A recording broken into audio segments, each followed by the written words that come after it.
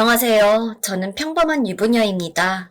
익명의 힘을 빌려 용기를 내어 사연을 보내게 됩니다. 누군가 저에게 결혼을 한다고 고민을 한다면 그 누구라도 뜯어 말리고 싶습니다. 저는 철없던 20대 때 남편을 만나 결혼을 했어요. 사랑만으로 모든 것이 다 이루어질 것 같았던 그런 시절이었죠. 남편의 집에 비해 저희 집은 사실 좀 잘 사는 편이었습니다. 그때나 지금이나 서울에서 집 구하기는 하늘의 별 따기였는데 사업과 부동산으로 큰 돈을 만지셨던 아버지는 아무렇지 않게 부모님이 사시던 집에서 살라고 하셨어요. 고층 아파트에서 한강이 보이는 집 말입니다. 지금으로 치면 시세가 몇십억이 되는 집에서 살라고 하는데 세상을 다 가진 듯하게 기뻤어요. 솔직히 이렇게 말하면 어떨지 모르겠지만 남들은 그렇게 아등바등 살아 집 한 채 장만하기도 힘든데 저는 부모님 등에 힘입어 남들 100m 달리기 할 때 출발선에 있어야 했지만 저는 70m 지점에 있었던 거나 다름이 없었죠. 그저 부모님에게 너무 감사한 마음뿐이었습니다. 그때 당시에 부모님은 지방의 회사 공장에서 일을 봐야 한다면서 집도 시골로 이사를 하셨어요. 그러면서 저희 부부에게 그 고층 아파트에서 살라고 하시며 말씀하셨습니다. 정혜야, 다 늙은 우리가 이런 도심에 사는 것도 머리 아프다. 그저 나는 너네가 별탈 없이 잘 살아주면 그걸로 좋아. 대신 지금 명의를 바로 너 앞으로 하는 것은 조금 그러니 5년 뒤에 너 앞으로 명의를 이전시켜주마. 그때까지 박서방이랑 별탈 없이 잘 살면 그땐 너 명의로 해주마. 당시만 해도 남편과 사는 집 하나 있는 것이 그저 감사할 따름이었고 집이 누구 명의라도 상관은 없었어요. 그리고 5년이라는 시간이 뭐 긴 시간도 아니라고 생각했죠. 퇴근하면 한강 야경과 차들이 지나가는 것을 보면서 술 한잔을 하는 것이 너무 행복했습니다. 남편과는 직장 생활을 하면서 선배의 소개로 만났는데 돈을 잘 벌지는 않았어도 저를 아껴주는 모습을 보였어요. 저와 나이 차이가 5살 났던 남편은 나이 때문에 결혼을 서두른 것도 있었죠. 그래서 연애한 지 반년 만에 결혼에 골인을 했는데 지금 생각해도 그때는 왜 그랬는지 모릅니다. 결혼을 준비하면서 시댁 식구들은 저를 예뻐하는 모습을 보였는데 특히 시아버지가 좋아하셨어요. 지금 생각해보면 시댁에서 저를 예뻐라 했었던 건 잘 나가는 부모님 덕분이었다는 생각이 듭니다. 어떤 며느리가 신혼집을, 그것도 한강 뷰가 보이는 집을 해오겠습니까? 결혼을 하면서 시댁에서 딱히 해주시는 건 없었지만 저나 부모님이나 그런 것에 전혀 개의치 하지 않았어요. 결혼하고 아이들도 2명이나 태어났고 아이 키우는 재미를 붙이며 살았어요. 아이가 태어나면서 남편은 저에게 육아에 전념하길 원했는데 저도 남편의 뜻에 따라 흔쾌히 그러겠다고 했습니다. 요즘은 맞벌이 부부가 많다지만 저희 부부에겐 집에 대한 대출이 없었으니 그나마 다행이었어요. 남편 벌이가 좋은 것은 아니었지만 그래도 내 식구가 먹고 살기엔 충분해서 아이들에게 더 잘해줄 수도 있었습니다. 그렇게 지내던 어느 날이었어요. 영원히 행복하게 잘 지낼 줄 알았던 저희 부부에게 시련이 다가왔습니다. 그것은 다름 아닌 아버지 회사의 부도 소식이었어요. 아버지는 대기업의 하청업체였는데 당시에 안 좋은 뉴스가 나오다 보니 불매운동이 이어졌어요. 그래서 아버지의 회사까지 영향을 미쳤었는데 이래저래 미리 발주를 해놓은 수량도 많았고 결제 대금까지 밀렸던 것이었습니다. 재고는 쌓여가고 현금은 들어오지 않고 엎친 데 덮친 격으로 그 하청업체는 단가 후려치기를 한다면서 다른 업체와 거래를 한다는 것이었어요. 치러야 될 돈만 수십억 대였고 처음 겪는 일에 아버지는 쫓기듯 도망가는 신세가 되어버렸어요. 아버지의 마지막 희망 보루였던 제가 살던 집마저 압류되고 말았습니다. 불과 1, 2주 사이에 손 쓸 틈도 없이 길바닥에 내쫓기다시피 하니 정말 꿈만 같더라고요. 아버지는 혼자서 어떻게 막아보려 전전긍긍하시다가 결국 모든 게 다 터지고 나니 그때서야 말씀하시더라고요. 너한테 이렇게 피해가게 될 줄은 몰랐다. 미안하다. 아빠가 면목이 없다. 미안해. 라고 말하셨는데 그런 아버지를 원망할 수도 없었습니다. 오갈 데 없고 모아놓은 돈도 딱히 없었던 저희 가족은 울며 겨자 먹기로 시댁으로 들어가야만 했어요. 그때부터 저의 지옥 같은 삶이 시작되었습니다. 그 전까지 저를 잘 대해주었던 시댁 식구들은 저를 대하는 태도가 한순간에 바뀌더라고요. 급하게 짐을 챙겨 시댁으로 들어갔던 날을 아직도 기억합니다. 시어머니가 저를 보면서 나는 너네 집 그렇게 될 줄 알고 있었다. 너네 잘난 아버지 처음 볼 때도 그렇게 거만하고 건방지더니 어휴 라고 말씀하셨는데 이 말에 저는 죄인처럼 아무 말도 못하고 고개만 숙이고 있었어요. 지금 생각해보면 당장이라도 시엄마 머리 끄덩이를 잡고 흔들고 싶지만 그때 저는 뭔가 씌인 것처럼 죄인의 모습이어서 그럴 힘조차 없었습니다. 시어머니가 친정아빠를 처음 본 건 상견례 자리였는데 사실 그날 친정에서 시댁을 무시하거나 그런 말은 하지 않으셨어요. 오히려 이렇게 아들 잘 키워주셔서 감사하다는 말씀을 하셨습니다. 그런데 살던 집이 없어지고 나니 태도가 180도 바뀌시는 모습을 보이는 겁니다. 너 솔직히 우리 아들보다 잘난 것도 하나 없어서 처음부터 마음에 안 들었다. 뭐 벌 것도 없는 애를 받아준 내가 그때 미쳤지. 그래도 평생 집 걱정은 안 하겠다 생각해서 받아줬는데 이게 뭐니? 정말 토시 하나 안 틀리고 이런 말을 하셨어요. 세상 물정 잘 몰랐던 저는 이런 게 시댁 갈등인가 싶었습니다. 그리고 이제까지 나에게 잘해줬던 건 그 아파트 하나였다는 걸 깨닫게 되었죠. 어떻게 사람이 한순간에 이렇게 변하는 건지 어안이 벙벙했습니다. 그리고 시댁에 들어간 후론 저는 항상 시어머니의 눈치를 봐야만 했어요. 남편과 아이들과 같이 살 때 집안일만 하는 것도 벅찼는데 시댁의 온갖 집안일까지 도맡아야 했습니다. 새벽에 일어나 식구들의 밥부터 청소에 빨래에 온갖 집안일까지 모든 게 제 몫이었어요. 좀 쉬려고 하면 어떻게 알았는지 시어머니가 와서는 너 지금 뭐 하고 있는 거니? 라고 말하며 부르명이 떨어졌죠. 시어머니는 뭐가 그렇게 마음에 안 드는지 옛말에 여자 한 명 집에 잘못 들이면 집안이 망한다더니 틀린 말 하나 없어. 내가 다 늙어서 이게 뭐 하는 짓인지 모르겠다. 라고 말을 하셨어요. 시댁에 들어오고 나선 마음 편히 밥 한 번 먹은 적이 없습니다. 아이들도 이런 시어머니를 무서워하면서 눈치를 보았는데 이게 제일 마음이 아팠어요. 어린아이들이 뭘 한다고 할머니 얼굴만 봐도 기겁하는 모습을 보이니까 너무 속상했습니다. 문제는 이런 시어머니뿐만이 저를 힘들게 하는 것이 아니었어요. 저보다 10살 어린 시누이 역시 저를 탐탁지 않아 했습니다. 하는 짓이 꼭 시어머니를 빼닮았는데 시어머니가 저를 무시하는 모습을 보고 저에게도 항상 반말을 했어요. 언니, 내 방 청소했어? 라는 말을 하면서 저를 하인 부리듯이 대했습니다. 그런 것을 보면 시어머니가 말릴 법도 한데 오히려 잘한다는 듯 시누이를 쳐다보더라고요. 대학생이었던 시누이는 집에 오면 배고프다, 밥 차려라 저에게 명령을 했고 이런 시누이도 너무 얄미웠지만 바보같이 아무 말도 못했어요. 한 번은 시누이 방을 청소했을 때 일입니다. 여자인데도 집을 왜 그렇게 더럽게 쓰는지 시부모님과 저희 부부방을 청소하는 것보다 항상 시간이 배는 들었어요. 항상 외출할 때마다 온갖 옷을 다 끄집어 놓고 나가는 통에 시누이가 나가면 옷 정리하는 데만 많은 시간이 들었습니다. 그런데 시누이 옷 정리를 하고 나면 시누이는 집에 와서 언니, 내 방 물건 손대지 말랬지? 라고 말하며 큰 소리를 내었어요. 그래서 시누이 말대로 청소만 하고 옷 정리를 하지 않았는데 이번에는 시어머니가 난리였죠. 너 왜 수어 방 정리 안 했어? 네? 어머님, 아가씨가 자기 물건 손대는 거 싫어해서요.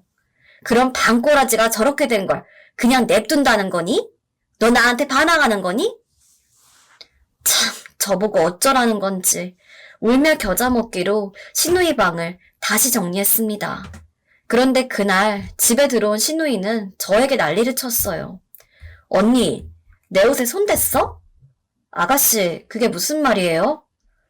이봐봐, 옷에 여기 얼룩 안 보여? 시누이의 옷을 정리하다가 손에 묻었던 얼룩이 묻은 모양이었어요. 시누이는 씩씩대며 소리를 질렀습니다. 언니 나한테 엇가신 적 있어? 내가 제일 아끼는 옷인데 일부러 그런 거 아니냐고. 큰 소리를 듣고 시어머니도 나와서 저에게 큰 소리를 내었어요. 너는 애가 조심성 없게 왜 그러는 거야? 이 옷 어떻게 할 거야?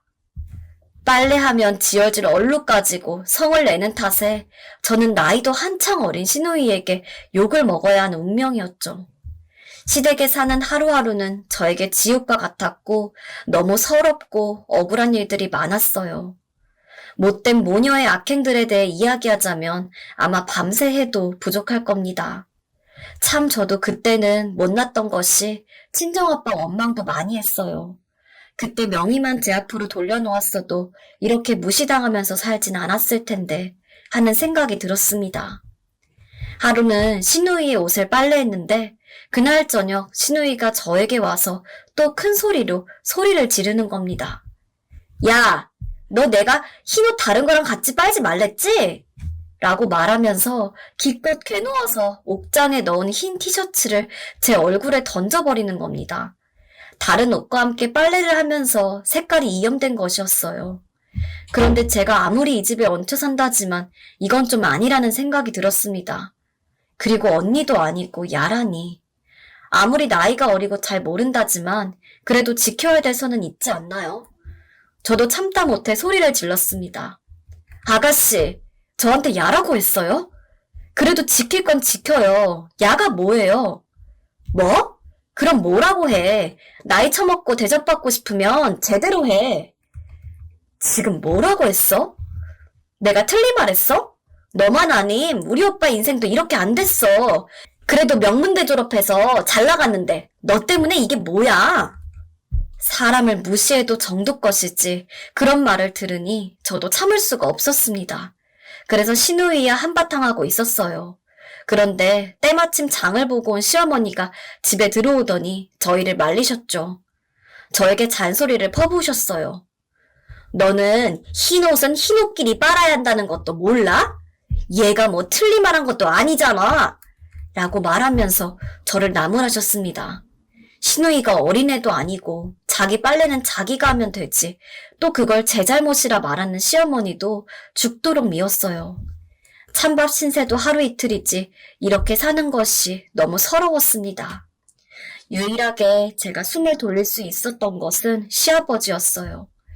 그렇게 저에게 싫은 소리를 하던 시어머니와 시누이도 시아버지가 퇴근하면 쥐 죽은 듯이 조용해졌습니다. 가부장적인 시아버지는 집안에서 무서운 분이셨는데 그래도 저에게는 다정하셨어요. 친정아빠의 부도 소식에도 제일 많이 걱정해주고 저를 안쓰럽게 봐주신 분도 시아버지였습니다. 사실 이런 시아버지가 아니었다면 몇 번이고 이혼을 했을지 모릅니다. 남편도 이런 시아버지를 무서워했는데 입맛이 까다로운 시아버지는 식사를 하시다가도 음식이 마음에 안 드시면 시어머니에게 큰 소리를 내셨어요. 뭐야, 이거 지금 누구 먹으라고 상에다 올린 거야? 짜서 못 먹겠네. 수십 년간 그렇게 살았던 시어머니는 그럴 때마다 미안해요. 아까는 맛있었는데 왜 그러지? 빨리 다시 해올게요. 라고 말하면서 시아버지 앞에서는 꼼짝도 못했죠. 그리고 어느 날부터 얌체 같은 시어머니는 머리를 굴리더니 제가 음식을 했다는 거짓말을 저 있는 데에서 아무렇지 않게 하더라고요. 시아버지는 그 음식이 제가 만들었다는 이야기를 듣고 나선 그래, 새애기가 해서 먹을만 하구나 라고 말을 했는데 그때마다 얼마나 가슴을 졸였는지 모릅니다. 이러다 보니 시어머니가 유독 저를 싫어하는 이유를 알 것 같기도 했어요. 그래도 지옥 같은 시댁 생활에서 제 편이 있다는 것은 삶의 안식처 같았습니다. 그렇게 지내던 어느 주말이었어요. 남편과 방 안에서 쉬고 있었는데 시부모님 방에서 큰 소리가 났습니다. 그러더니 짝 하는 소리가 집안 전체에 울려 퍼졌고 이어서 때리는 소리가 났어요. 무슨 소리인가 싶어 거실로 나왔는데 시어머니도 소리를 지르면서 거실로 나왔어요. 그렇게 저에게 혹독하게 굴었던 시어머니의 표독스러운 눈빛은 온데간데 없고 불쌍한 어린아이의 표정을 지으며 거실로 나왔죠.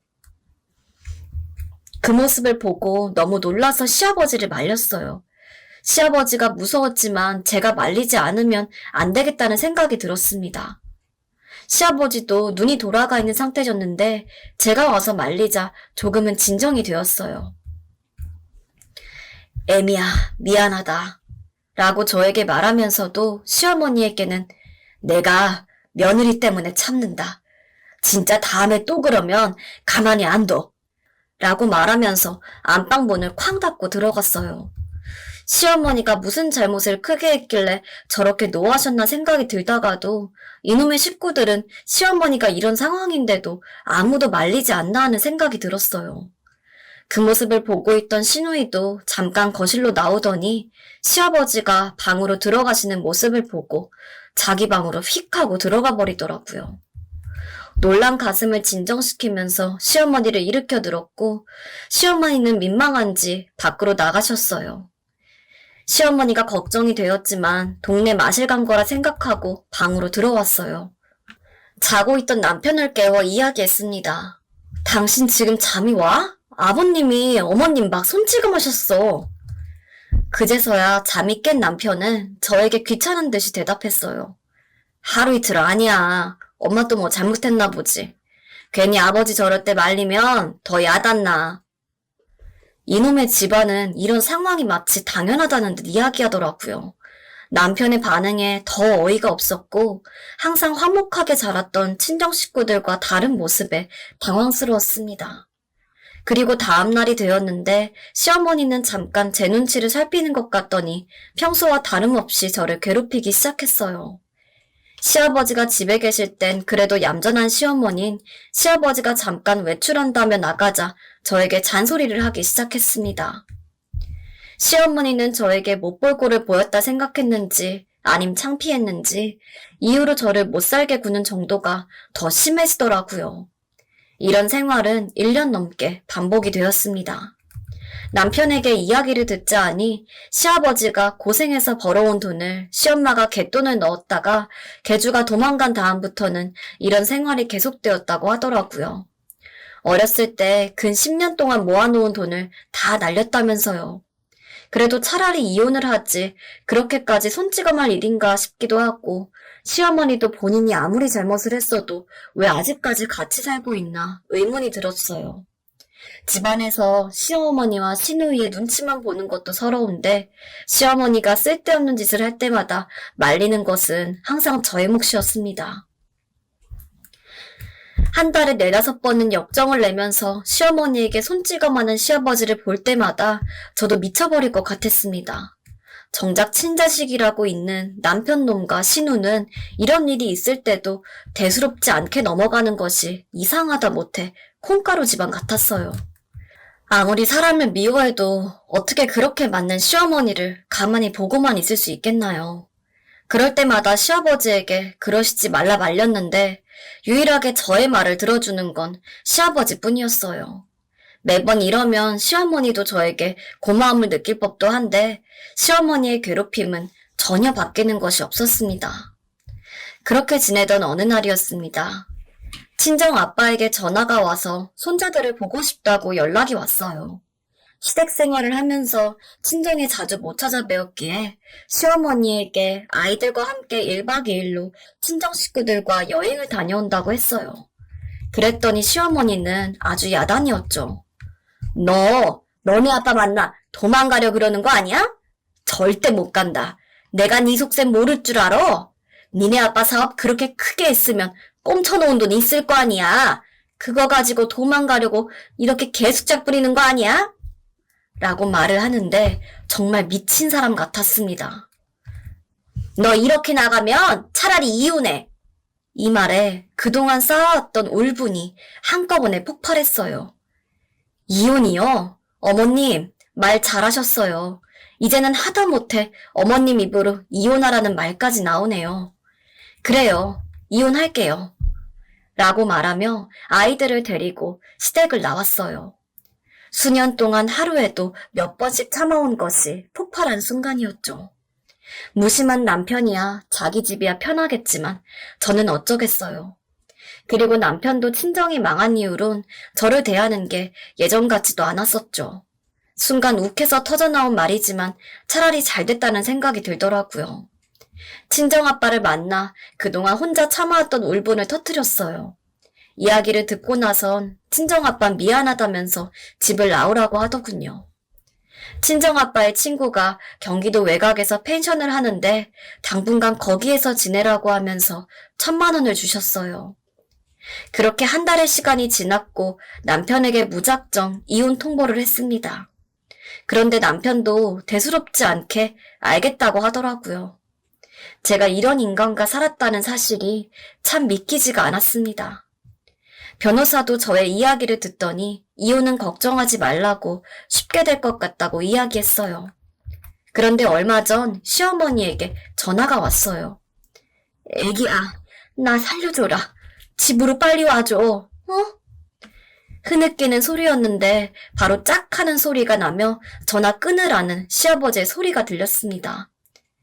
그냥 저는 미련 없이 전화를 끊었어요. 시엄마는 아마도 내가 빨리 와 말려주길 바랬을 겁니다. 하지만 저는 다시 피해망상이 있는 그 콩가루 집안으로 돌아가기가 싫습니다. 이렇게 사연을 적으면 그나마 쌓여있던 무언가가 풀어질 것 같아 글을 적어보게 되었어요.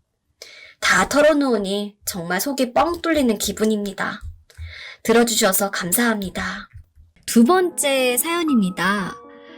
버릇없는 며느리 때문에 곤혹스러운 일을 당하신 우리 어머님께서 사연을 보내셨는데요. 다행히도 이 며느리 참교육까지 확실히 시키셨으니 이보다 통쾌할 수가 없네요. 자, 그럼 무더운 여름날 더위 싹 날려주는 통쾌한 복수극 지금부터 들으러 가보겠습니다.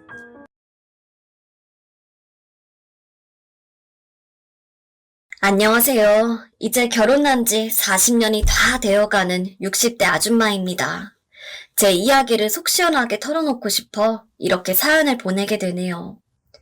환갑이 넘어가는 나이가 되니 돈도 어느 정도 모아놓았고 유일한 걱정거리는 자식들의 결혼 문제였습니다.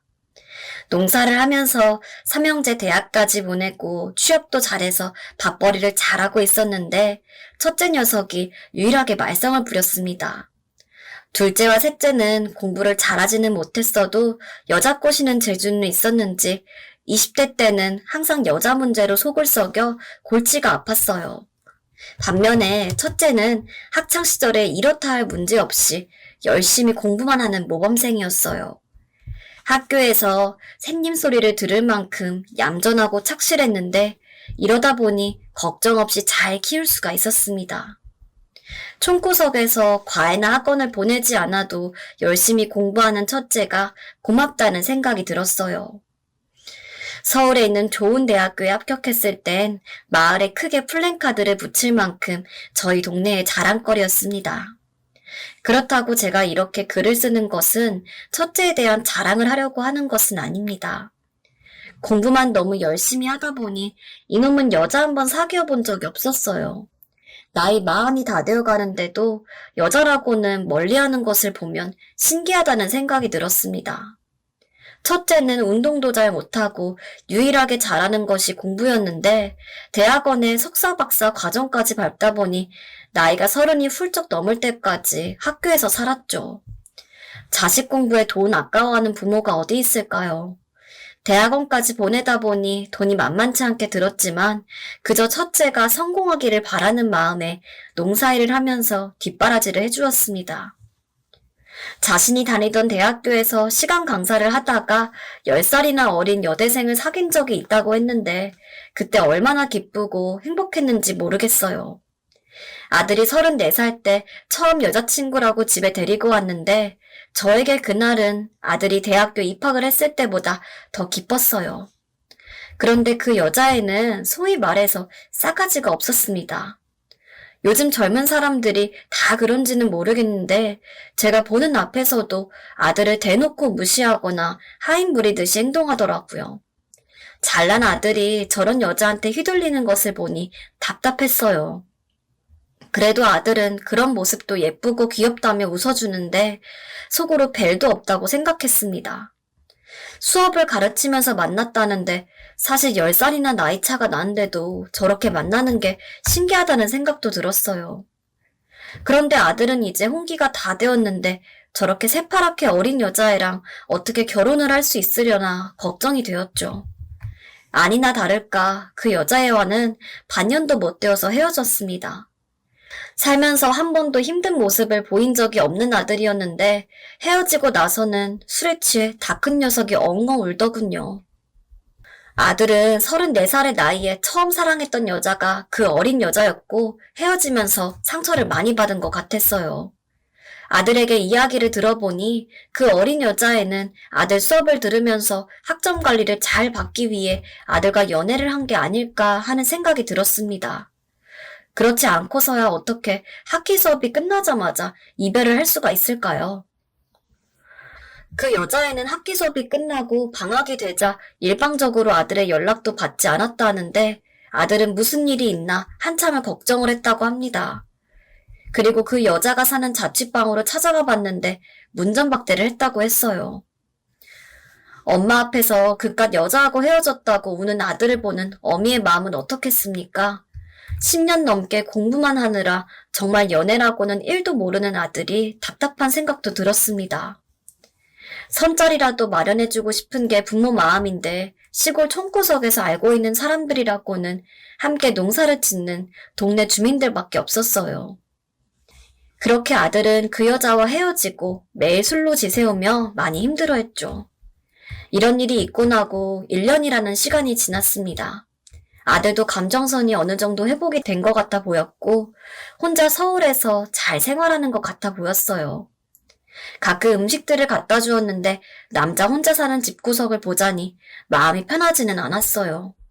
둘째와 셋째는 결혼을 하고 예쁜 손주들까지 안겨주는데 저의 답답함과 걱정은 더욱 커져만 갔어요. 상우가, 너는 요새 만나는 사람 없어? 엄마는 너한테 바라는 거 없다. 차만 아가씨랑 결혼하고 가정 꾸리는 것만 보면 소원이 없을 것 같아. 엄마, 여자는 다 똑같아. 나 혼자 살아도 잘 살 수 있으니까 걱정하지 마요. 아들은 그 어린 여자와 헤어지면서 이별에 대한 상처가 완전히 다 지워지지 않은 것 같았어요. 대학 교수라는 직업이 있으면 뭐 하나요? 별 볼 일 없는 친구들의 자식들도 다 결혼하는 걸 보면 더욱 속상한 마음이 들었습니다. 가끔 명절 때 삼형제들이 모이면 특히나 첫째 놈이 둘째와 셋째 아이들을 예뻐하는 모습을 보였어요. 큰아빠라고 용돈도 많이 주고 같이 잘 놀아주는 모습을 보였는데 그 모습을 볼 때마다 마음이 편치 않았습니다. 그렇게 수년이 지나갔고 첫째는 30대 후반이 되었어요. 학교에서는 정교수가 되었다고 했는데 말을 들어보니까 첫째가 논문도 열심히 쓰고 교수들 사이에서 인정을 받아 빠르게 된 케이스라고 하더라고요. 고졸인 저는 그게 무슨 말인지 잘 몰랐지만 대단하다고 생각했습니다. 그렇지만 한편으로는 첫째의 결혼이 더 걱정이 되더라고요. 그러던 어느 날이었습니다. 첫째에게 전화가 와서는 엄마, 이번 주말에 만나는 사람이랑 내려가려고 하는데 시간 좀 내줘요. 라고 말을 하는 겁니다. 첫째가 만나는 여자가 있는 줄도 몰랐고 또 소개를 시켜준다는 말에 너무 기뻤어요. 뭐? 누군데? 뭐 하는 여자야? 가서 소개시켜줄게. 너무 부담 주지 마요. 사실 첫째가 누구를 만나든 어떤 직업을 가지고 있던 상관이 없었습니다. 노총각인 아들과 만나주는 것만으로도 그저 감사할 따름이었죠. 주말이 되어서 새벽 일찍 일어나 장을 보고 콧노래를 부르며 음식거리를 만들었습니다. 며느리가 될지도 모르는 여자를 보는 것이 너무 설레고 떨리더라고요. 그리고 오후가 되어서 아들이 한 여자를 데리고 왔는데 외모가 너무 예쁘고 참한 모습이었습니다. 아들 말로는 아는 교수님 소개로 만났는데 그 여자도 전문대에서 교수직을 맡고 있다고 했어요. 미용학과 교수라고 했는데 미용을 전공해서 그런지 요즘 젊은 여자들처럼 화장도 예쁘게 하고 뭔가 세련된 느낌이 들었어요. 하얀 원피스에 높은 하이힐을 신고 와서 아들보다 키가 커 보였죠. 그런데 치마가 너무 짧아 보이는 것이 시선이 자꾸 그쪽으로 갔지만 속으론 미용 전공이라니까 꾸밀 줄 알아야 돼서 그런 거겠지 라고 생각하며 티를 내지 않으려고 했습니다. 보수적인 남편은 그 모습을 보고 신경이 쓰였는지 평소에도 이렇게 하고 다녀요? 옷이 너무 짧은 것 같은데 라고 물어보았고 그 여자는 네 아버님 아무래도 보여지는 게 중요한 직업이다 보니까 이렇게 입고 다니는 편이에요. 보기 좀 불편하세요? 라고 당당하게 대답했어요. 괜히 어색한 분위기가 이어질까봐 저는 남편에게 당신은 괜한 소리 하고 있어. 세련되고 보기 좋구만. 요즘은 다 자기 꾸미는 시대라 저렇게 하고 다니는 게 멋있고 개성 있는 거야. 누가 촌사람 아니랄까봐 쓸데없는 소리라고 있어. 라고 말을 했어요. 말은 그렇게 했지만 저도 속으로 불편한 것은 사실이었죠. 제가 나이를 먹고 꼰대 같은 건지 보수적인 건지 모를 노릇이었으나 정작 그 여자와 아들은 저희를 신경 쓰지 않더라고요. 예전에 아들이 만났던 어린 여자도 생각이 나고 늦은 나이에 아들이 만나는 여자인데 불편하게 하지 말자라고 생각하고 참았습니다. 하지만 그 여자는 복장과는 다르게 성격도 서글서글하고 애교도 많은 편이었어요. 아무래도 교수라는 직업 때문에 나이 많은 사람들을 상대할 일이 많으니 남편에게도 잘하는 모습을 보였어요. 아버님, 연세보다 훨씬 어려 보이세요. 어떻게 피부 관리하세요? 라는 영업용 멘트에 남편은 껄껄거리며 좋아했고 저도 이런 싹싹함이 싫지만은 않았어요. 그 뒤로는 빠르게 결혼 준비가 이어졌습니다. 저희 부부는 사실 시골에 살았지만 땅 부자라고 할 만큼 많은 자신이 있었어요. 매년 하는 농사도 잘 되는 편이었고 외국인 노동자들을 수십 명을 쓸 만큼 농사일도 잘 되었어요. 그래서 둘째와 셋째가 결혼을 할 때에도 신혼집을 마련해 주었는데 뒤늦게 결혼하는 첫째를 위해서 해주는 돈이 하나도 아깝지가 않았습니다. 며느리는 집안 형편이 그렇게 좋아 보이진 않았지만 그래도 교수라는 체면도 있고 또 첫째 아들이라 남편과 이야기해서 비싼 아파트를 사주기로 했어요. 남편은 뭘 그렇게까지 해줘야 하냐며 야단이었지만 저에게는 첫째의 결혼이 무엇보다 큰 효도라고 생각했습니다. 그래서 가지고 있는 땅을 조금 처분하기로 결정을 했죠. 허나 뉴스에서만 보던 서울 아파트가 그렇게 비싼지 그때서야 알게 되었어요. 교수라는 직업이 돈을 잘 벌긴 하지만 서울에 아파트 한 채를 마련하기에는 택도 없는 돈이었어요. 그런데 사람 마음이라는 게 참 웃기더라고요. 그렇게 비싼 아파트를 해주고 나니 며느리에게도 은근히 바라는 게 있더라고요. 무심한 며느리는 그 흔한 예단비조차 말을 꺼내지 않는 겁니다.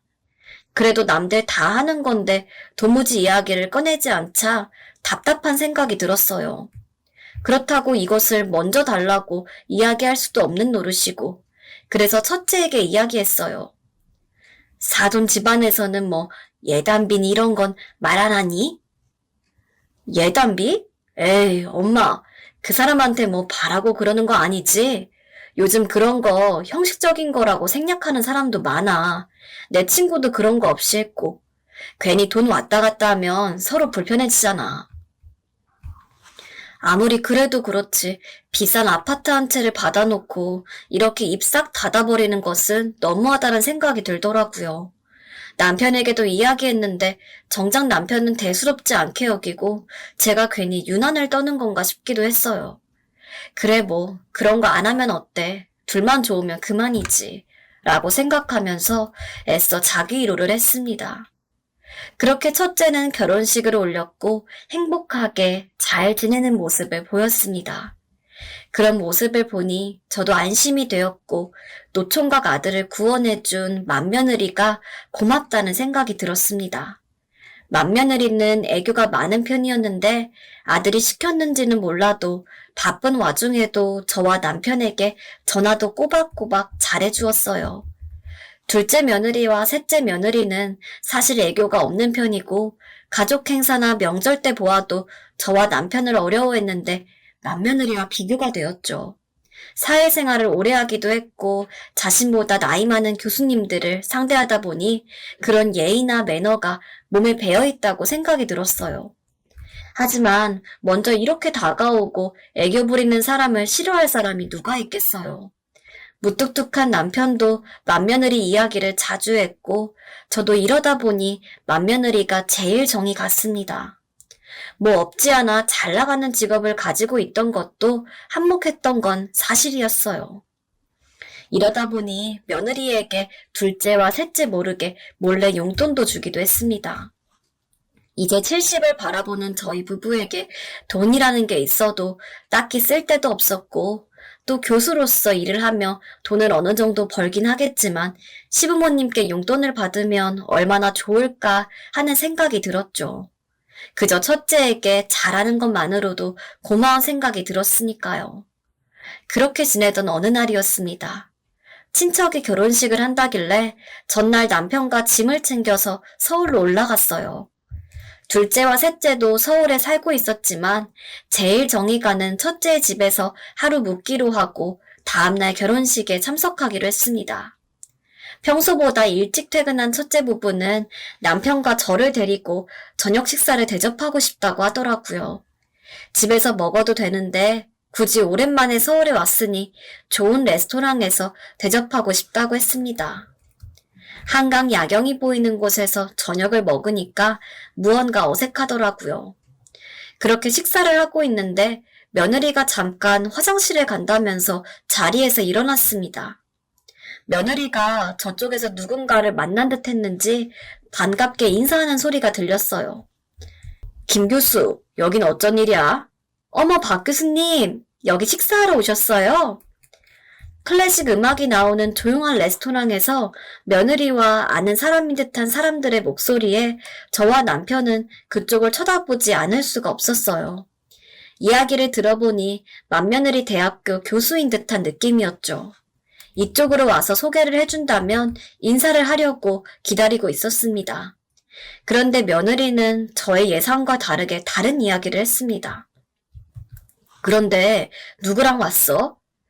아, 그냥 아는 분들이랑 같이 왔어요. 이번에 세미나 관련해서 관련 자료하면서 알게 된 분들이에요. 라고 말하면서 저희 테이블을 가리키더라고요. 그 남자는 어색하게 눈인사만 하더니 자기와 같이 온 여자와 함께 테이블로 갔고 며느리는 화장실에 갔다가 얼마 후 저희 자리로 돌아왔습니다. 아마 저희가 며느리의 이야기를 못 들었다고 생각하는 것 같았습니다. 제가 그래서 며느리에게 물어봤습니다. 아까 누구랑 같이 이야기하는 것 같던데 누구니? 아, 어머님 보셨어요? 저희 대학교 교수님이세요. 이번에 논문 쓸 때 많이 도움 주신 분이에요. 라고 대답하면서 며느리는 궁금하지도 않은 논문 이야기를 주구장창 늘어놓았어요. 그런데 아무리 생각해도 너무 기분이 나쁘더라고요. 저와 남편이 시부모님이지 어떻게 그냥 알게 된 사람이라고 소개를 할 수가 있나요?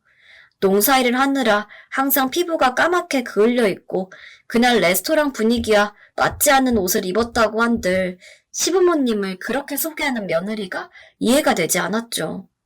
사실대로 말하면 저는 성격이 대장부 같은 사람이었습니다. 가방끈은 짧았지만 그래도 학창시절에는 항상 반에서 반장을 도맡아 했었고 억세다는 이야기도 많이 들었죠. 이러한 성격 때문에 남편과 결혼을 하고서도 한동안 부부싸움을 하기도 했는데 성격이 서글서글하고 사람 좋은 남편이 항상 져주었습니다. 아이들도 이런 제 성격을 알고 있었기에 자라면서 말썽 한번 부리지 않았어요.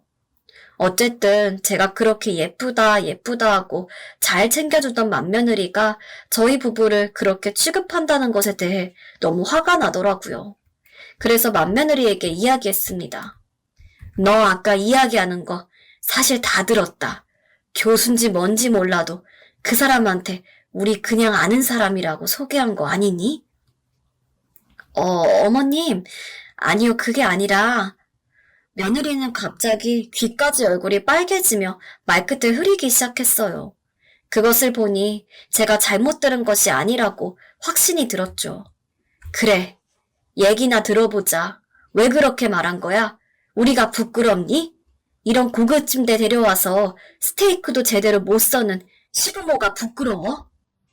며느리는 아무 말도 하지 못하고 말을 버벅였고 저는 그 모습이 더 화가 났습니다.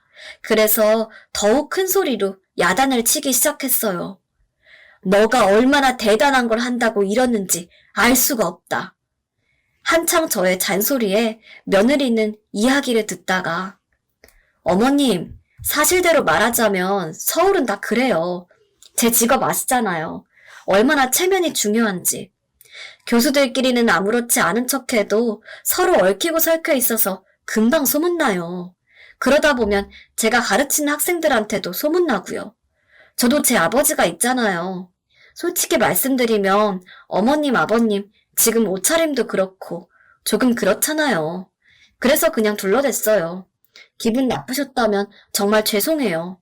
라고 말하는 겁니다. 멍청한 아들은 그 말에 어쩔 줄 몰라 남편과 저의 눈치를 보고 있었고 남편은 괜한 헛기침만 해댔습니다. 그 소리를 들으니 맏며느리라는 년이 지금까지 가면 뒤에 숨어 우리를 가지고 놀았구나 하는 생각이 들더라고요. 너무 화가 나서 자리를 박차고 일어나며 직원에게 큰 바가지를 달라고 했습니다. 직원은 의아해하며 바가지를 주었고 저는 화장실로 바로 달려갔어요. 영문 모를 저의 행동에 남편과 며느리는 어쩔 줄 몰라 했는데 아마 제가 화장실에서 눈물을 흘리는 줄 알고 있었을 겁니다. 하지만 저는 화장실에서 큰 일을 보고 바가지로 휙휙 저은 다음 한 바가지 담아 식당으로 돌아왔고 남편에게 비키라고 한 다음에 그것을 아들과 며느리에게 뿌려버렸습니다. 큰 소리에 식당에 있는 사람들도 야단이 났고 직원들도 와서 말렸습니다. 다른 손님들은 냄새가 난다며 웅성웅성대더니 불만 가득 찬 얼굴로 계산하며 나가려고 하더라고요. 흥분한 상태였지만 좋은 시간을 갖기 위해 찾아왔을 손님들에게 무례한 짓을 한 제 잘못이 크다는 걸 깨달았어요. 그리고 손님들 모두 들을 수 있게 죄송하다고 얘기했어요. 똥물을 뒤집어서 인상을 쓰며 투덜대는 며느리한테도 한마디 했죠. 며느님, 시골 시부모 때문에 창피당해서 어떻게 해요? 미움과 교수님 체면이 있는데 말이죠. 라고 비꼬면서 식당을 박차고 나왔습니다. 이런 일이 있고 나서 아들과 며느리는 매 주말마다 집에 찾아와 무릎을 꿇고 싹싹 빌고 있습니다. 아마도 저희 부부의 재산이 자기들 동생들한테 모두 갈까봐 그런 것 같아요. 그래도 이런 괘씸한 며느리에게 저는 얄짤없이 돌아가라고 하고 있습니다. 그러길 지금 반년이 지났네요. 매주말 찾아오는 것을 보면 조금은 마음이 풀렸지만 그래도 언제까지 하나 지켜보고 있습니다. 마음 같아서는 앞으로도 5년 동안 저렇게 죄송하다고 하면 그때 다시 생각해 볼 것 같네요. 긴 제 이야기 들어주셔서 감사합니다. 벌써 세 번째 사연이네요. 세 번째 사연은 노년의 나이에 안타까운 일을 당하신 쓰니님께서 보내셨습니다. 바람잘 날 없는 집안이라고 표현하셨는데 하루빨리 쓰니님이 겪고 계시는 일이 잘 마무리가 되었으면 좋겠습니다.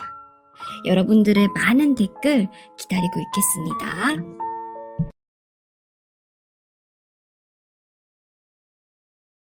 안녕하세요. 이른을 앞둔 노인입니다.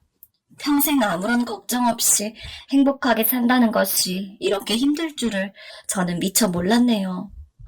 요즘 젊은 친구들은 자기 자신의 삶이 무척이나 중요해서 굳이 결혼을 하지도 않고 설사 결혼을 한다고 해도 남편이랑 잘 상의하여 아이는 낳지 않고 부부끼리 오손도손 살아가는 방향을 택한다고 하더라고요.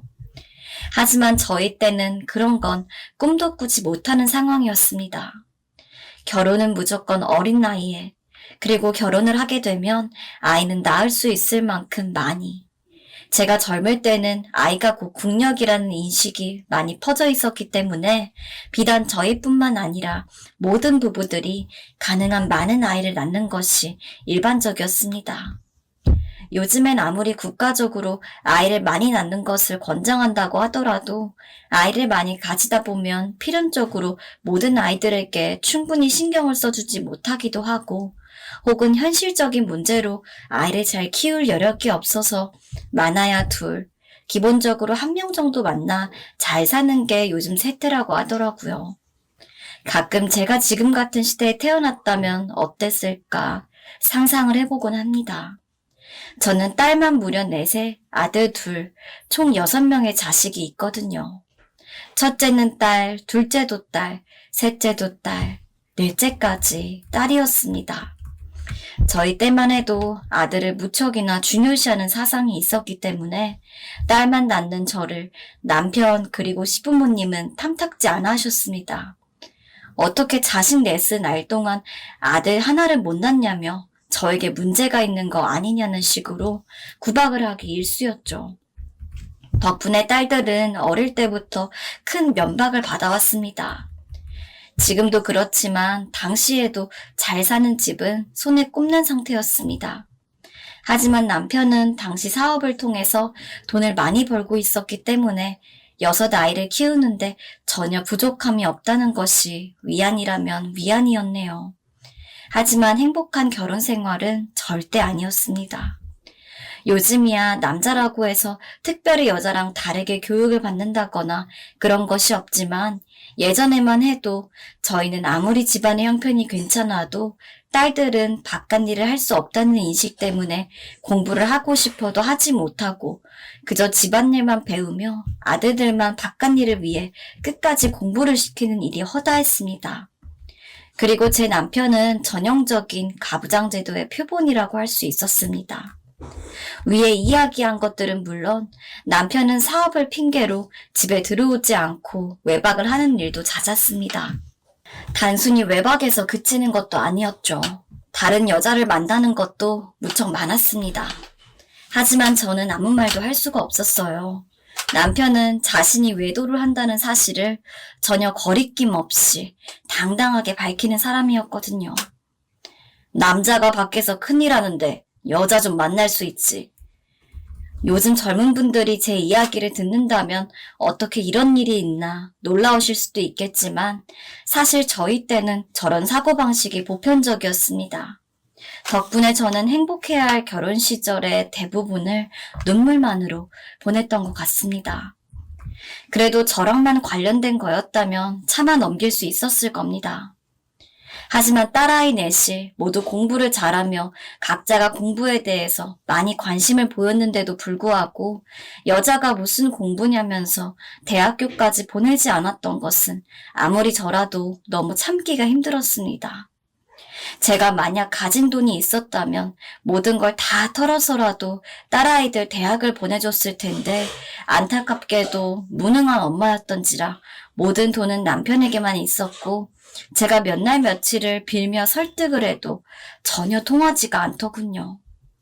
요즘 사람들에게 이런 일이 일어났다면 아마 높은 확률로 이혼을 생각할 텐데 저는 사실 이혼에 대해서는 한 번도 생각을 해본 적이 없었습니다. 그때는 여자들이 다 참고 사는 것이 일반적인 시대였고 이혼을 한다는 것 자체가 무척이나 큰 흠이었기 때문에 괜히 자식들한테 쓸데없는 상처를 남겨주고 싶지 않았죠. 그렇게 몇십 년을 참았을까요? 남편은 이제 슬슬 은퇴를 하고 싶다면서 하던 사업을 모두 정리했습니다. 워낙 사업 규모가 크고 개수도 많았던지라 재산이 어마어마하게 나오더라고요. 남편은 이제 자식들에게 미리 모든 재산을 물려주고 기부도 조금 한 뒤 딱 먹고 살 정도의 돈만 남겨두겠다면서 돌연 저에게 이야기도 없이 자기 멋대로 돈을 나누기 시작하였습니다. 그동안 남편의 행동을 모두 참아왔지만 그것만큼은 그냥 넘길 수가 없었어요. 여보, 아무리 당신이 번 돈이라지만 당신이 돈 벌 때 나는 6애들 키우면서 집에서 한 번도 쉰 적이 없어요. 근데 어떻게 나한테 상의도 없이 마음대로 일을 처리할 수가 있어요? 내가 번 돈 내가 알아서 하겠다는데 그게 당신이랑 뭔 상관이요?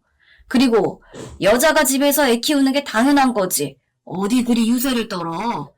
또 이런 식으로 남자 하는 일에 헛소리 했다간 가만 안 둘 줄 알아?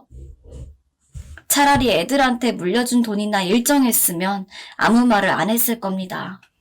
근데 남편은 아들 둘한테만 무려 40억씩 재산을 물려주고 딸들한테는 1억 정도만 재산을 물려줬어요. 딸들은 아들들도 똑같이 1억 정도를 미리 받은 걸로 알고 있었어요. 그저 아버지가 웬일이지라고 생각했을 겁니다. 저도 차마 딸들에게 남동생들은 40억을 받았다라고 말을 꺼낼 수가 없더라고요. 어떤 사단이 날 게 분명했거든요.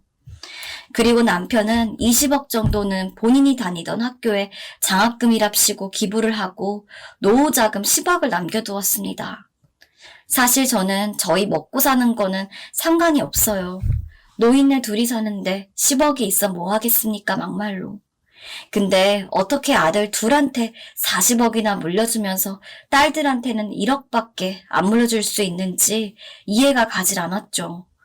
내 딸들이라 하는 얘기가 아니라 정말 바르고 올곧게 자라준 애들입니다. 돈이 없는 것도 아니고 충분히 있으면서 그렇게까지 극단적으로 애들을 성별에 따라 나누는데 제가 아무리 그동안 아무 말 없이 참고 살았다지만 그 행태는 정말 아니었습니다. 기부까지는 좋은 일이니 그렇다고 쳐도 어떻게 자식들한테 재산을 주는데 딸과 아들에게 40배나 차이 나도록 물려줄 수 있습니까? 하지만 아무리 남편을 설득하려 해도 남편은 요지부동이었습니다. 밖에서 큰일하는 아들들한테 돈을 더 많이 주는 건 당연하다고 하더라고요. 정말 그때만큼 제 처지가 비관스러웠던 적은 없었던 것 같아요. 이렇게 행복하지 못한 결혼 생활을 지속하고 있던 저에게 숨쉴 구멍이 있었다면 바로 친구 한 명이었습니다. 종종 동네에 있는 작은 공중 목욕탕을 자주 가곤 하는데 그곳에서 친해진 친구였어요. 물론 딸들은 저에게 살가워가지고 제가 힘든 일이 있을 때 이야기를 들어주기도 하고 저한테 먼저 엄마 혹시 힘들고 그런 거 있으면 저희한테 이야기하세요. 라고 먼저 말해주는 착한 아이들이었지만 아무리 딸들이 다 컸다고 해도 부모 눈에는 언제나 애기 같지 않습니까? 게다가 딸들 역시 남편이 자신들과 아들들을 차별한다는 걸 알고 있기에 남편을 좋아하지 않는 편이었지만 아무리 그래도 그렇지 제가 먼저 나서서 남편에 대해 서럽다고 이야기를 할 수도 없는 노릇이었어요. 덕분에 아무리 지치거나 슬퍼도 어디 말할 곳 없던 저였는데 이 친구에게만큼은 뭐든지 이야기할 수 있었어요. 살면서 변변찮은 친구가 없던 제게 인생 유일하게 생긴 첫 친구라고 해도 과언이 아니었습니다. 그렇게 목욕탕에서 쌓은 인연은 이제는 목욕탕을 넘어서 저나 혹은 그 친구네 집에서 이어지기도 했죠. 사실 자식들이 다 크고 난 뒤에는 집에서 할 일이 없어 적적했는데 이 친구 덕분에 심심하지도 않았고 여러모로 좋았습니다. 친구는 참으로 살뜰했어요. 제가 남편에게 서운해서 이것저것 토로하면 마치 자기 일처럼 생각하면서 위로를 해주기도 했고 가끔은 저 기분 풀라고 요리까지 해서 맛있는 걸 주기도 했죠. 남편이랑 아들 복은 조금 없지만 그래도 딸 복이랑 친구 복은 있나 보다 싶었습니다. 그렇게 저는 그 친구와 10년을 넘게 우정을 쌓았습니다. 하지만 친구가 소중해도 딸들을 안 보고 살 수는 없는 노릇이죠. 제 딸들은 전부 저희 집과 멀지 않은 곳에서 살고 있었기 때문에 저는 집에 있다가도 바람을 쐬고 싶을 땐 딸들의 집에 다녀오곤 했습니다. 그리고 그날도 여느 때와 마찬가지로 딸네 집에 다녀왔었죠. 간 김에 집에서 담근 김치도 가지고 가서 밥 잘 챙겨 먹으라는 이야기를 하고 나오는 길이었습니다. 집에 다 와가는데 제 친구가 저희 집에서 나오더라고요. 미자야, 우리 집에 웬일이야? 나 지금 딸네 집에 다녀오는 길인데. 아니, 너 보러 잠깐 들렸는데 네가 없어가지고 방금 나오는 중이었어. 친구는 엄청 당황하는 모습이었어요. 단순히 제가 없는 줄 알았다가 나오는 길에 마주친 것만으로 놀랐다기엔 너무 과한 감이 있었죠. 하지만 그때는 이상하다고 생각만 할 뿐 뭐 때문인지 짐작할 수는 없었습니다. 친구에 대한 의문은 금방 사라졌지만 그 시점 저는 남편 때문에 또 골머리를 썩고 있었습니다. 은퇴한 후에는 제법 집에 붙어있나 싶던 남편이 갑자기 밖으로 나가기 시작했기 때문이죠. 이제 와서 부부의 다정한 모습을 바란 것은 아니었습니다. 하지만 최소한 젊었을 적 그렇게 여자들과 외도를 하며 저를 고생시켰다면 지금은 최소한 가정에 충실한 모습을 보여주기를 바랬는데 자기 버릇 개 못 준다고 남편은 또 이리저리 바깥을 나돌았습니다. 저에게 다른 여자를 만나는 걸 숨길 기색이 하나도 없었기 때문에 굳이 공을 들여 알아보지도 않아도 쉽게 알 수 있었어요. 한창 젊은 시절보다 더 밖을 나다니는지라 제 속은 까맣게 타들어가는 것만 같았습니다. 그럴 때마다 저는 딸들 집에 가거나 아니면 친구에게 하소연을 하는 식으로 어떻게든 묵은 감정을 추스렸죠. 제가 하도 자주 힘들어하니까 첫째 딸이 손주도 볼 겸 저희 집에 한 일주일 정도 와 있으세요, 엄마. 라면서 저한테 권하길래 딸한테 미안했지만 고맙다고 이야기하며 짐을 싸서 첫째 딸네 들렀습니다. 남편은 제가 딸네 집에 가던 말던 신경도 안 쓰더라고요. 거의 일주일에 하루 이틀은 꼭 친구를 만났기 때문에 첫째 딸네 가기 전에 친구에게는 한 일주일 정도 손주들 보러 다녀올 거기에 한동안 못 만날 거라 이야기를 해두었습니다. 친구는 아휴, 너 안 그래도 남편 때문에 고생 많은데 요양할 겸 잘 쉬다 와라 라고 말해주더군요. 역시 친구밖에 없다는 생각을 하면서 저는 딸네 집으로 향했습니다. 여느 부모 자식들이 그렇듯 자식들이 결혼을 하고 나니까 아무리 가까이 살아도 사실상 명절 때 아니면 얼굴을 보기가 힘든지라 손주놈들은 가끔 얼굴을 볼 때마다 아주 쑥쑥 자라있더라고요. 애들 가지고 놀라고 장난감을 바리바리 싸서 가니까 첫째는 엄마 뭐 이런 걸 사왔어요 라면서도 내심 기분이 좋은 눈치였습니다.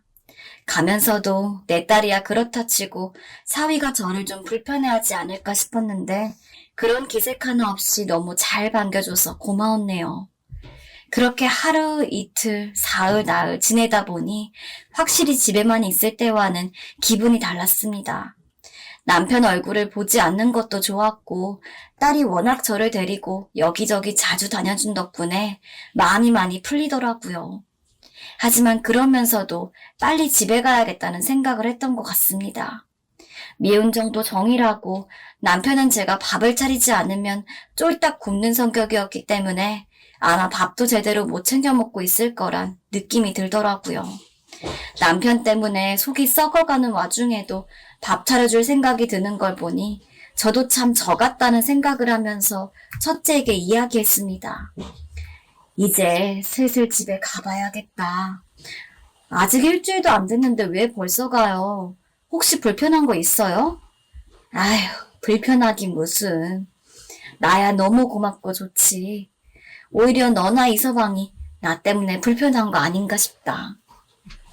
엄마가 불편하긴 뭐가 불편해요. 남편도 괜찮다 그러고 저도 엄마 봐서 좋은걸요. 그렇게 말해주니 마음이 편하긴 한데 자리를 오래 비웠으니 이제 집에 가서 집안일도 하고 네 아빠 밥도 차려주고 그래야지. 첫째는 제가 남편 밥을 차려주러 간다고 하니까 표정이 그리 좋지는 않았지만 일단 알았다고 하더라고요. 그렇게 저는 예정보다 일찍 집에 돌아가게 되었습니다. 집에 창거리가 없을까봐 시장도 들러서 이것저것 반찬 만들 재료도 사고 하다 보니 저녁이 가까워지길래 늦게나마 밥을 차려주려고 부랴부랴 집으로 향했죠. 근데 문을 여는 순간 이상한 소리가 들렸습니다. 어쩐지 조용히 다가가야 할 것만 같은 기분이 들어 저는 혹여나 손에 든 봉지 소리라도 날까봐 조심스럽게 한 걸음 한 걸음 걸었습니다. 근데 이상하게도 남편과 제가 쓰는 방문이 아주 작은 틈을 제외하고는 닫혀 있었어요. 저희는 평소 늘 문을 열고 생활하기 때문에 한 번도 문을 닫은 적이 없어서 무슨 일인가 싶어 그 좁은 틈새로 슬쩍 방 안을 들여다보았습니다. 근데 너무 충격적인 장면이 제 눈앞에 펼쳐져 있었어요. 남편이 제 친구의 손을 잡고 있더라고요. 저와 목욕탕에서 처음 만나 10년이 넘게 제 이야기를 들어주던 그 친구였습니다. 남편과 친구에 대한 배신감으로 머리가 하얘졌습니다. 마음 같아서는 당장 들어가 이게 무슨 일이냐고 고래고래 소리를 지르고 싶었는데 간신히 꾹 참고 제가 들어갔던 걸 들키지 않게 하기 위해 다시 조심스럽게 밖으로 향했어요. 집에서 멀리 떨어진 공원까지 가고 난 뒤에 슬픔으로 눈물을 흘렸던 것 같습니다. 새삼 남편에게 무슨 기대가 있었나 싶으면서도 차마 제 제일 절친한 친구와 그런 꼴을 보일 줄은 생각도 못했죠. 이전에 남편의 외도 상대는 제가 얼굴을 모르고 있었습니다. 그때 남편이 아무런 잘못도 하지 않았다는 듯 자랑스레 바람핀 것에 대해 얘기해서 그냥 외도 사실 자체에 대해서만 알고 있었을 뿐 누구랑 바람을 폈는지 저는 알 길이 없었죠. 아마 제가 맨날 집에 있고 하니까 차마 남편도 집으로 외도 상대를 데리고 올 생각은 못했을 겁니다. 양심이 있었다면요. 하지만 그 모습을 보고 나니까 남편이 제 상상 이상으로 더 저질이라는 것을 알게 되었습니다. 남편 역시 제 친구가 누구인지 알고 있었거든요. 제가 종종 친구를 집에 데려올 때마다 남편도 집에 있던 적이 많았고 인사도 몇 번 나누었었기에 모를 리가 없습니다. 대체 어떻게 해야 할지 몰라 무작정 큰딸에게 전화를 걸었어요. 자초지종을 이야기하니까 큰딸이 다른 애들에게도 이야기를 하겠다고 하더라고요.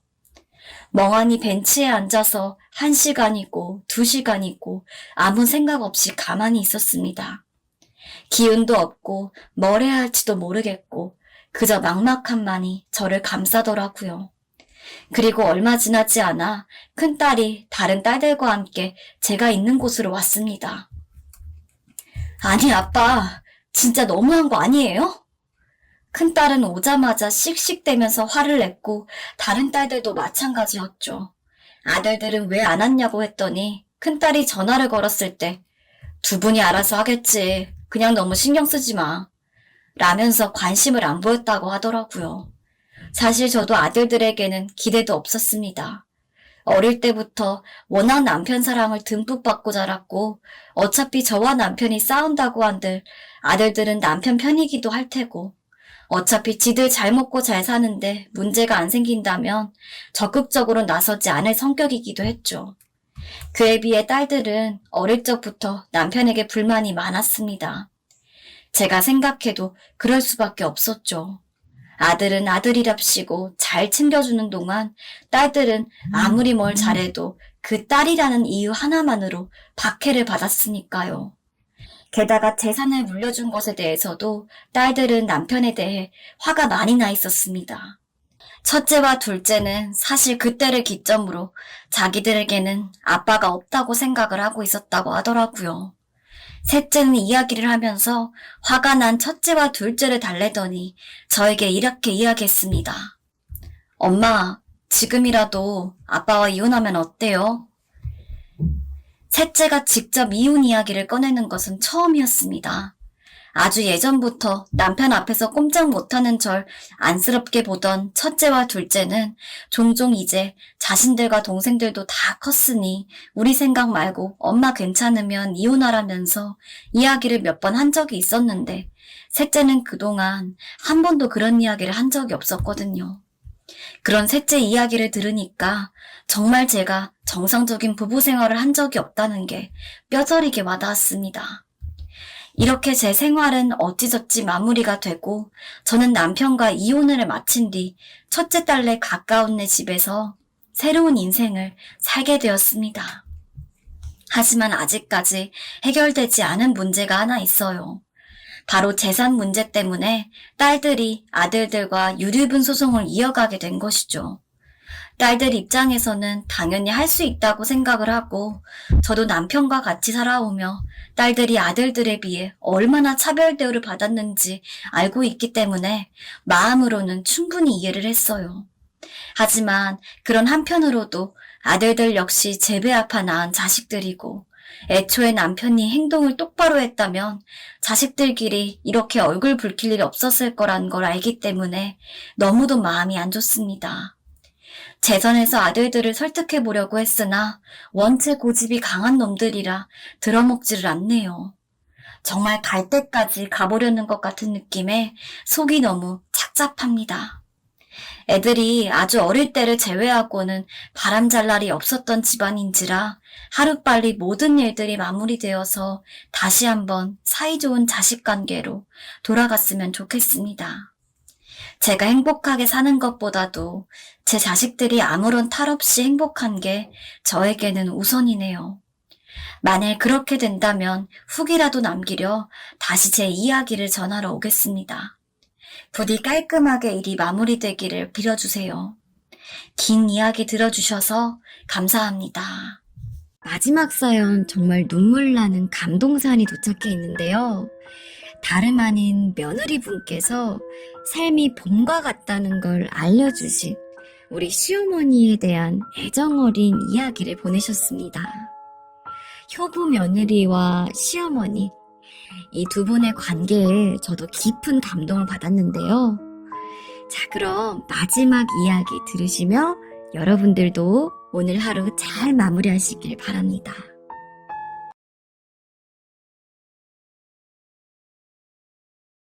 안녕하세요. 남편과 함께 오늘 하루도 열심히 살아가고 있는 40대 주부입니다. 이제 점점 날이 더워지고 있잖아요. 여름이 무르익어가고 있다는 증거죠. 이 시기만 되면 저는 아련하게 생각나는 사람이 한 명 있습니다. 제 인생에서 다시는 없을 정도로 사랑을 주신 분이라서 그런지 이렇게 잘 살아가고 있더라도 문득 한 번씩 기억이 나더라고요. 그래서 이번에는 오랜만에 추억도 그릴 겸 다른 분들에게 제 이야기를 널리 알리고 싶은 마음도 있어 사연을 정리해 보았습니다. 저는 가정 환경이 정말로 좋지 않았어요. 기억이 잘 안 나는 아주 어릴 때는 그럭저럭 부모님이 사랑을 줬던 것 같은데 아버지의 사업이 망하기 시작하고부터 저희 집은 금전적인 부분도 그리고 정신적인 부분도 모두 망가지기 시작했습니다. 언제나 어질고 현명한 분이었던 저희 어머니는 어린 저를 냅두고 집을 나가버렸습니다.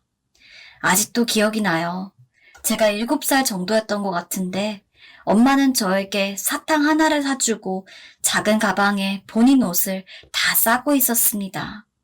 그래서 어린 제가 엄마 어디가? 하고 물었더니 엄마는 잠깐 요 앞에 나갔다 올 거야. 우리 미정이 엄마가 준 사탕 잘 먹고 있어. 엄마 금방 올게.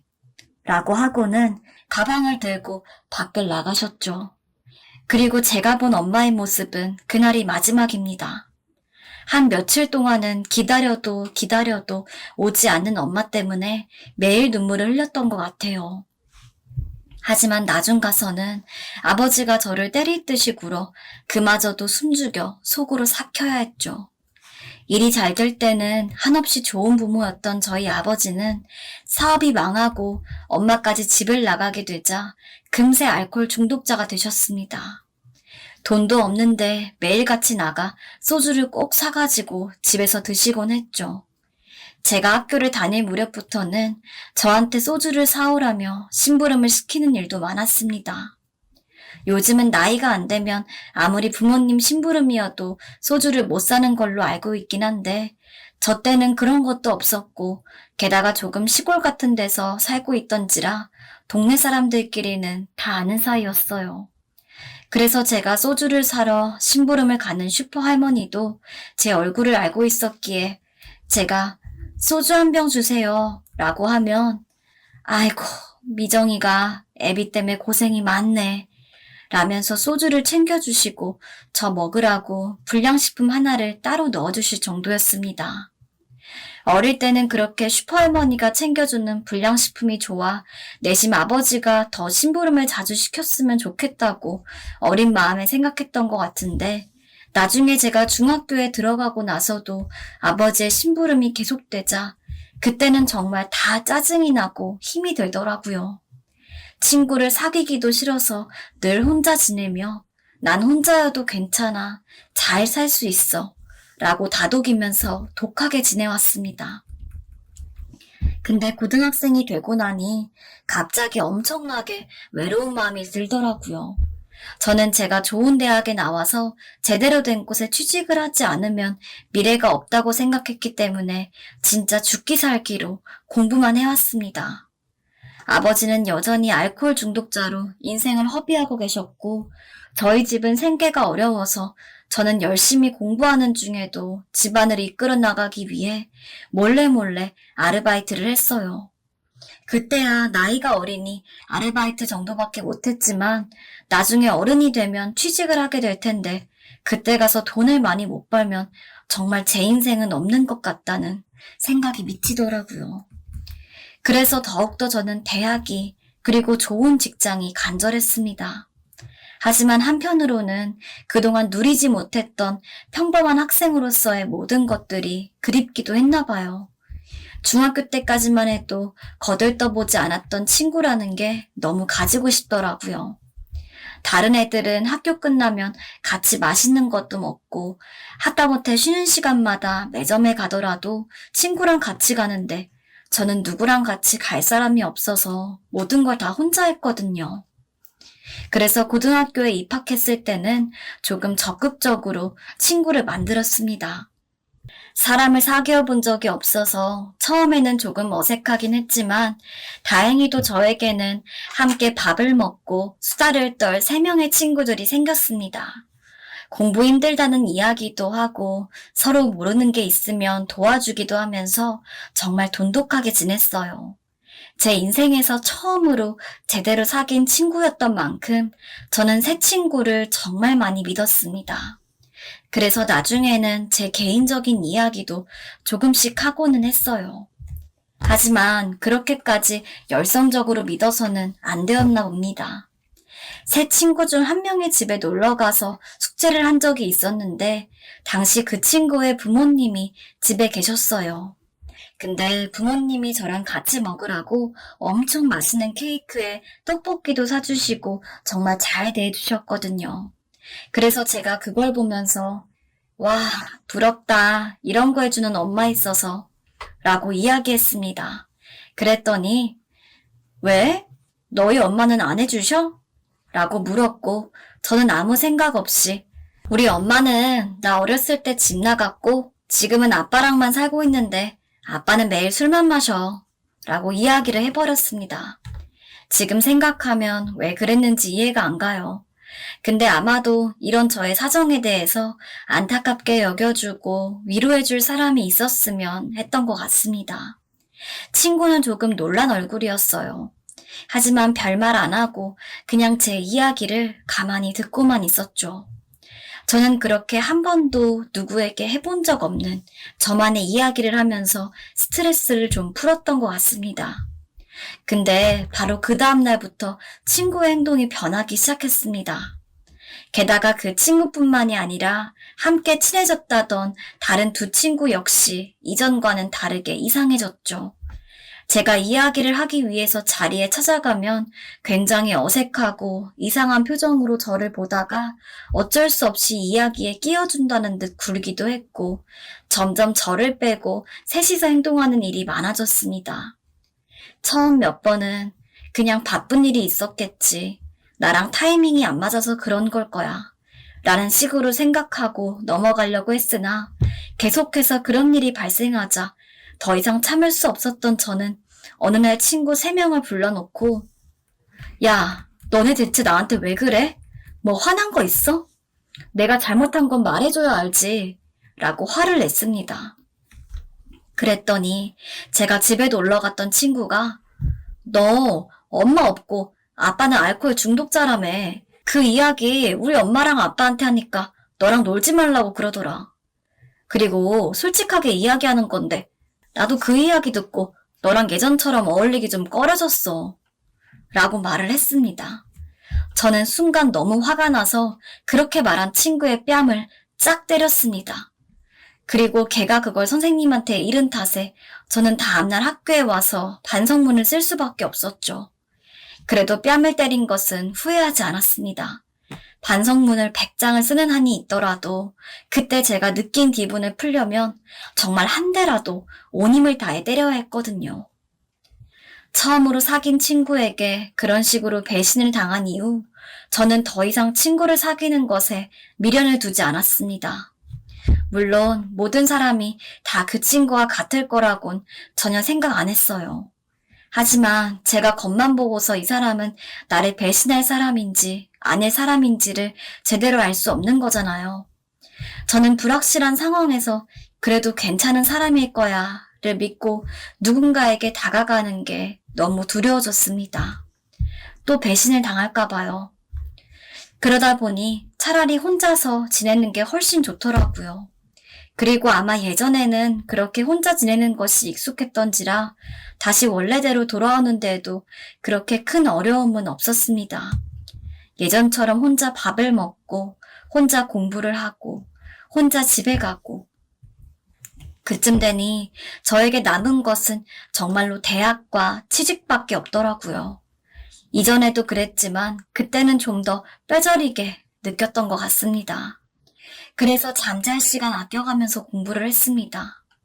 반에서는 그 누구와도 교류하지 않고 진로 상담 등으로 인해서 선생님과만 이야기를 하면서 고등학교 3년을 보냈습니다.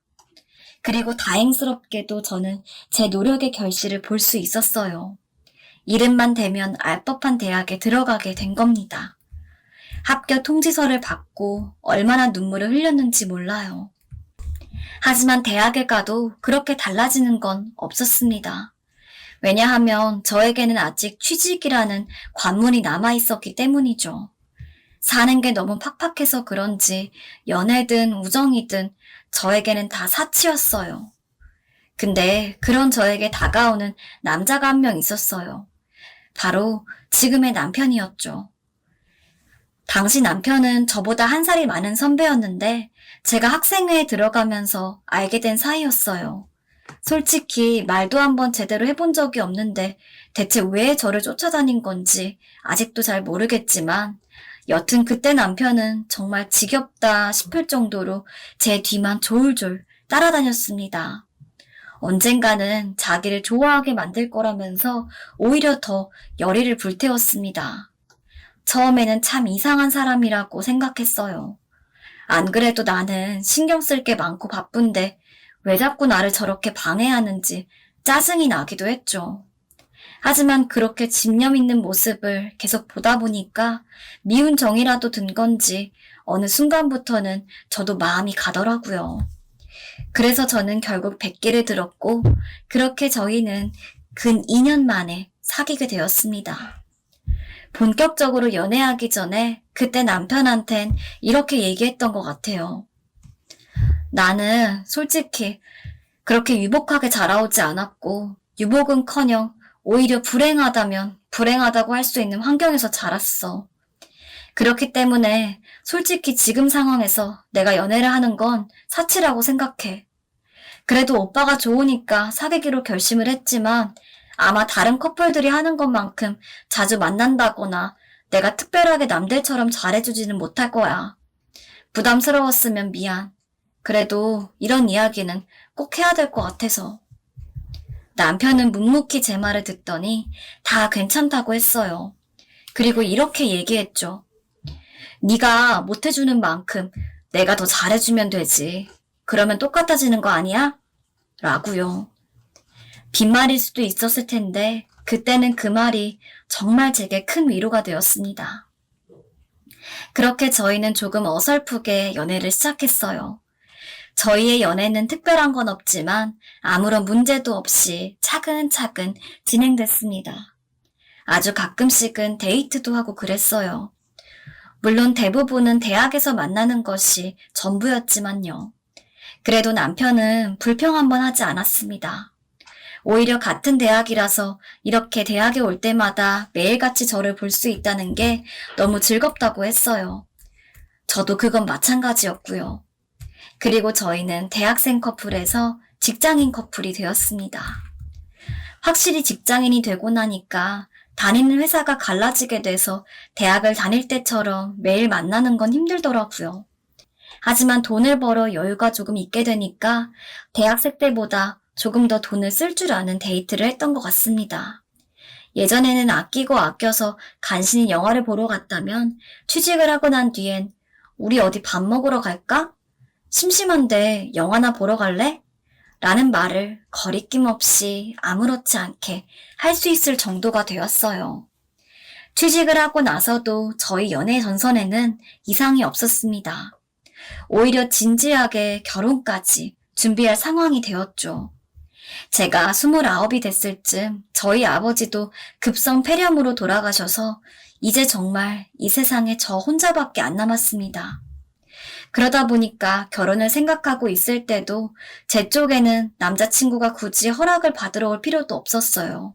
저만 남자친구네 집에 들리면 되니까요. 그런 상황이 오고 나니 참으로 미묘한 기분이 되었습니다. 엄마한테 자기 이야기하니까 딸 생긴다고 너무 좋아하더라. 우리 엄마가 너 오면 차려주겠다고 맛있는 거 많이 해준다고 했으니까 얼른 인사드리러 가자. 그때까지만 해도 시어머니가 며느리를 딸처럼 생각해봐야 진짜 딸처럼 생각하겠어? 라고 여겼지만 그래도 그렇게 말씀을 해주셨다고 하니 감사해서 저는 어차피 결혼하게 될 거 빨리 인사를 드리러 가자며 남편의 집으로 향했습니다. 남편의 아버지는 남편이 어렸을 적 사고로 돌아가셔서 어머니 혼자 남편과 남편의 형제를 키웠다고 하더라고요. 아들만 셋인 집안이라 딸이 없어 적적하다고 했습니다. 근데 그 말이 정말이었는지 어머니는 제가 가자마자 아이고 우리 딸 왔어? 이러면서 처음 보는 사이라는 게 믿기지 않을 정도로 저에게 친근하게 대해주셨어요. 저는 너무 얼떨떨했습니다. 실제 엄마한테도 우리 딸이라는 소리를 한 번도 못 들어봤거든요. 시어머니는 확실히 너무 다정한 분이었습니다. 하지만 저는 내심 이번이 처음 만나는 거니 이러는 거고 나중에는 달라질 거라고 생각했던 것 같아요. 저도 원체 풍파가 많은 삶을 살아오다 보니 쉽사리 누군가를 믿기가 힘들더라고요. 그러나 그런 저의 단언이 무색하도록 시어머니는 변함이 없었습니다. 저와 남편이 결혼하기 전까지 종종 시어머니에 찾아가면 우리 딸 하면서 반겨주시고 일부러 제가 오는 날에 맞춰서 사놨다면서 제가 좋아하는 포도나 사과 등을 준비해서 제가 오자마자 불이 나게 과도를 들고 사과를 깎아주시며 포도를 접시에 놔주시기도 했죠. 밥을 먹을 때면 갈비찜 같은 맛난 요리들은 제 쪽으로 밀어서 저보고 많이 먹으라고 하는 것도 일상이었습니다. 남편이 진짜 아들은 홀대하고 새로 생긴 딸만 챙기네 이러면서 너스레를 떨 정도였습니다. 이후 저희는 결혼을 하고 제 바람으로 시어머니와 함께 살게 됐어요. 어머니가 저한테 너무 잘해주시기도 했고 시아버지가 일찍 돌아가셔서 저랑 남편이 따로 살면 시어머니는 그 집에 혼자 살 수밖에 없었거든요. 남편의 다른 형제들도 다 결혼해서 이미 분가를 한 상황이었기 때문에 그건 제가 내키지가 않더라고요. 시어머니는 언제나 제가 1순위였습니다.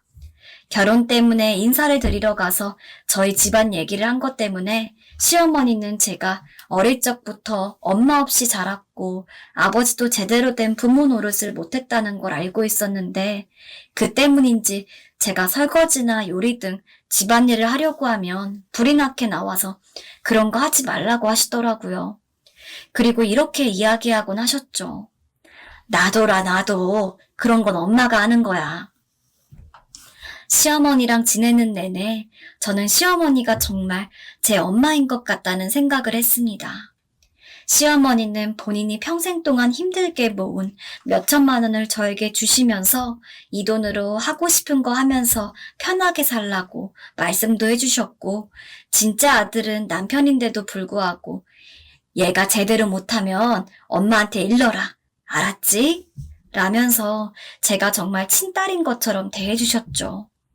물론 시어머니의 돈은 당연히 받지 않았어요. 그리고 남편이 제 속을 썩힌 일도 없었기 때문에 시어머니 말씀대로 시어머니한테 뭔가를 잃을 일도 없었습니다. 하지만 평생을 통틀어 그렇게 마음이 따뜻했던 적은 처음이었습니다. 저는 언제나 사는 게 참 겨울과 같다는 생각을 많이 했거든요. 차갑고 시리고 힘들고 냉혹하고 실제로 제가 살아왔던 삶이 그렇기 때문에 어쩔 수가 없었습니다. 그런 저에게 시어머니는 봄이 무엇인지 알려주었죠. 그만큼 시어머니는 참으로 따사하고 정감 있는 분이셨습니다. 하지만 남편과 꽤 나이 차이가 있던 시어머니는 제가 남편과 결혼을 하고 몇 년 지나지 않아서 치매에 걸리게 되셨어요. 저는 물론 남편도 알아보지 못하고 아주 어린아이가 되셨죠. 대변도 제대로 못 봐서 제가 직접 손가락으로 긁어내면서 도와드려야 하는 나날이 이어졌습니다. 하지만 한 번도 힘들다거나 짜증이 난다는 생각은 한 적이 없어요. 시어머니가 치매에 걸리기 전까지 제게 베풀어 주신 사랑은 평생 동안 노력해도 갚지 못할 만큼 깊고 많았거든요. 오히려 이렇게 시어머니가 힘든 시기에 제가 곁에서 도움이 될 수 있다는 것이 행복할 정도였습니다. 몇천 번이고 돌봐드릴 수 있으니 그저 빨리 나으시기만을 기도드렸습니다. 그러나 안타깝게도 시어머니의 치매는 점점 더 심해지셨어요. 치매로 인해서 갑자기 발작을 일으키는 때도 있었죠. 예전에는 주에 3번씩은 저나 남편을 알아보곤 했는데 이제는 일주일 내내 저를 못 알아보고 매번 누구냐고 묻는 일도 많아졌습니다. 하지만 그런 중에도 시어머니는 여전히 시어머니더라고요. 늘 저에게 누구냐고 물은 뒤에 어쩜 이리 곱고 예쁘누 하면서 제 머리를 쓰다듬어 주셨습니다.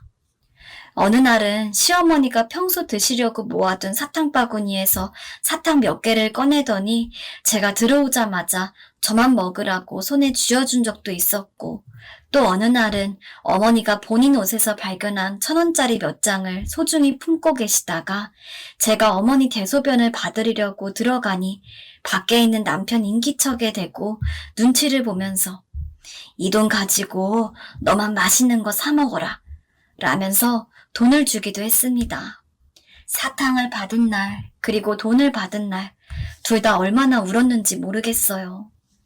그렇게 어머니를 돌본 게 10년이었습니다. 남편이 저한테 결혼을 했는데 호강도 못 시켜주고 미안하다고 한 적이 있었는데 전 오히려 화를 내면서 그런 말 하지 말라고 했어요. 자기네 부모님이지만 내 부모님이기도 하다고. 진짜 내 엄마보다 자기네 어머님이 더 내 엄마 같으니까 신경 안 써도 된다고요.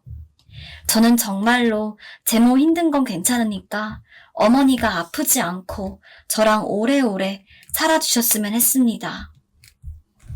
그렇게 여름이 됐던 시기예요. 이상하게 손 한번 잡은 다음에 나오려고 했는데 왜인지 어머니랑 더 오래 있고 싶더라고요. 그래서 평소보다 좀 더 시간을 끈 다음 나와서 저도 자려고 들어갔던 것 같습니다. 그렇게 잠을 자다가 새벽에 깼는데 문득 몸에 오한이 드는 기분이 들면서 어쩐지 눈물이 날 것 같길래 시어머니가 주무시는 방에 들어가 조용히 코 밑에 손을 대어보았습니다. 그리고 느꼈어요. 어머니가 돌아가셨다는 것을. 벌써 3년이 지났습니다. 길다면 긴 시간이지만 아직도 여름이 되면 이렇게 시어머니 생각이 나네요. 어머니는 너무도 따스하고 좋으신 분이었기 때문에 분명히 하늘나라에서 제일 좋은 곳에서 호의호식하며 살고 있을 거라고 믿고 있습니다. 언젠가 꼭 어머니와 다시 만나고 싶어요.